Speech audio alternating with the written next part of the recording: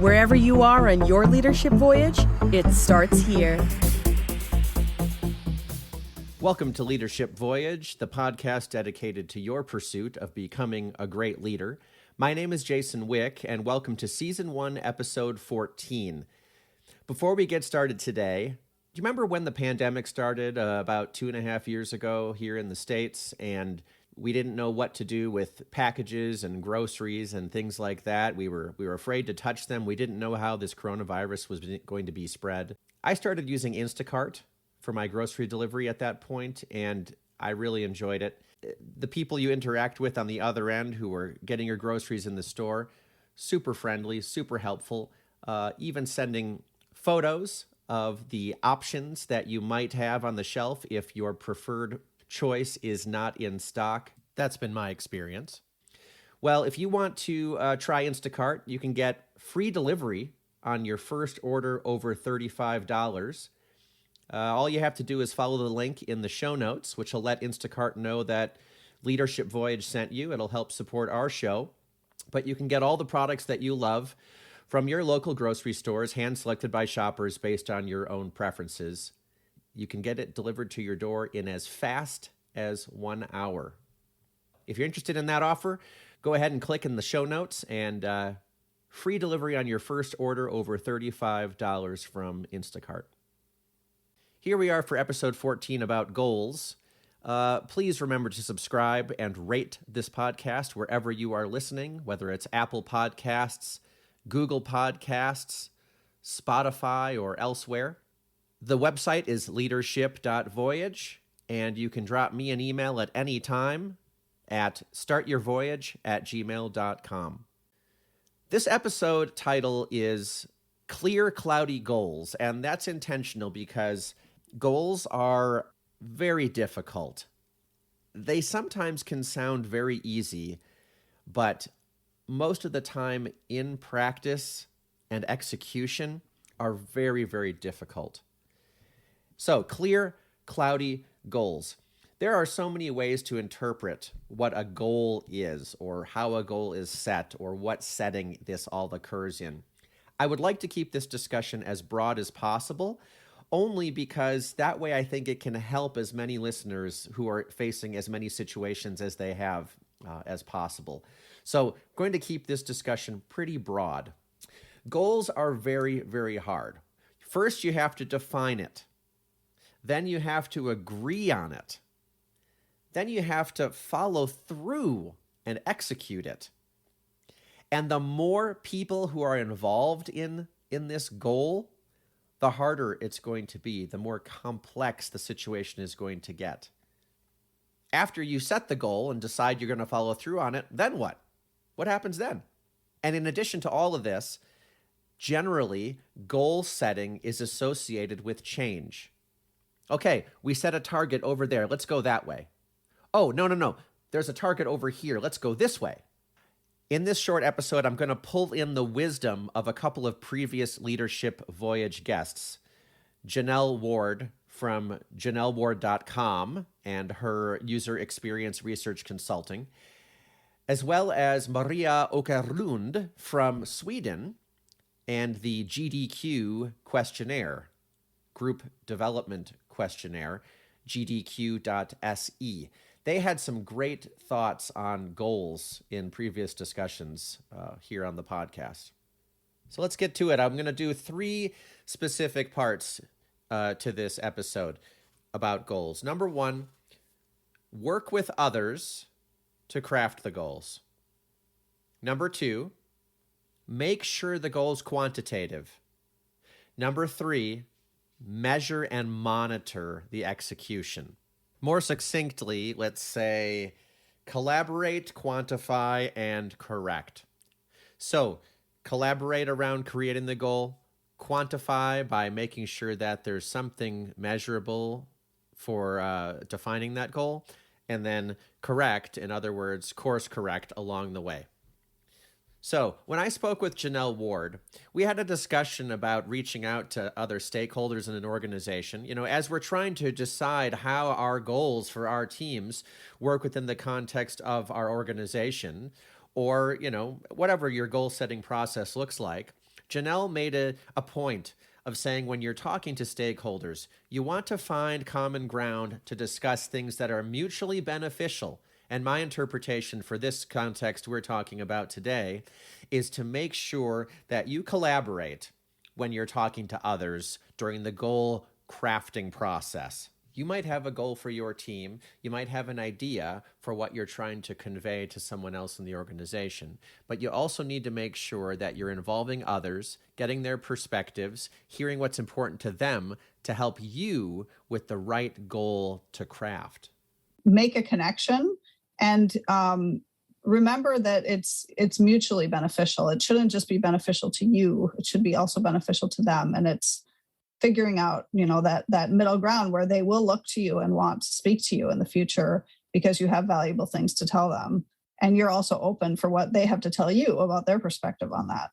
So when we're talking about collaborating, quantifying, and correcting around this whole goal planning, setting, buy-in, execution process, that's the collaboration piece. Involving others, making sure that you're truly listening and getting their point of view. Don't just push it as a one-way conversation.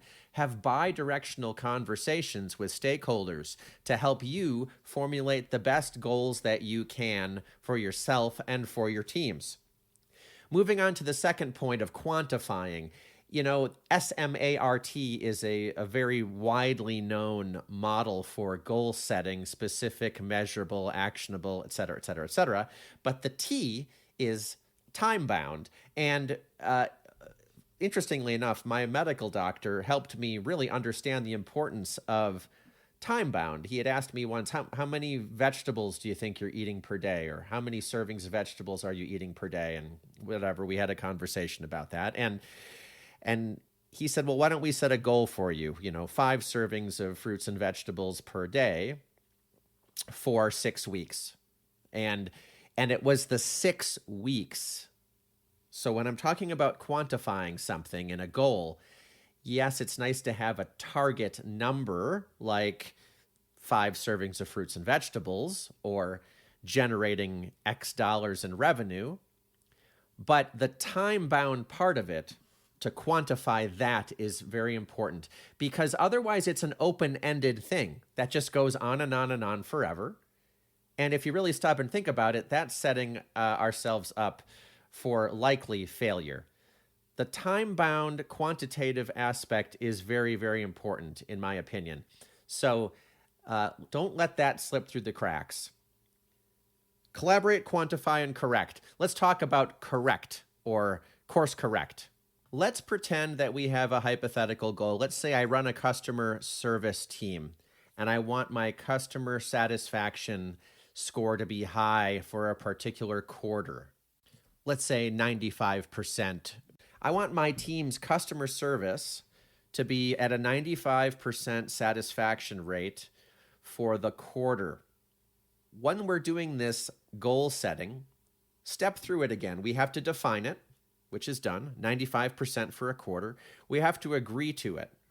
I need my entire team to understand this goal and why it's important. And we need to start executing and following through on it. In other words, I need to be able to measure it, and I need to be able to periodically check in and look back on it in order to understand how we're doing and if we're going to course correct. There are not many goals that we will pursue as a team that over a 3-month period will go in a straight line without course correction. And this is why when setting a goal and monitoring the progress of a goal, having check-ins, debriefs, retrospectives is really important. When I spoke with Maria Åkerlund, she told about the results of analyses of teams who do debrief or retrospect on what they're doing. Check out the advantages as Maria outlines them here. Any more insights on that performance improvement, that 25% more effective for a team that does debrief or retrospect? Well, actually, it's even more than 25 because there's been research after that. The most recent meta-analysis shows that it's 30% at least. Okay. So it's a lot. This is huge. You heard Maria say it there, that teams that reflect on what they're doing see a 30% increase in productivity based on a meta-analysis.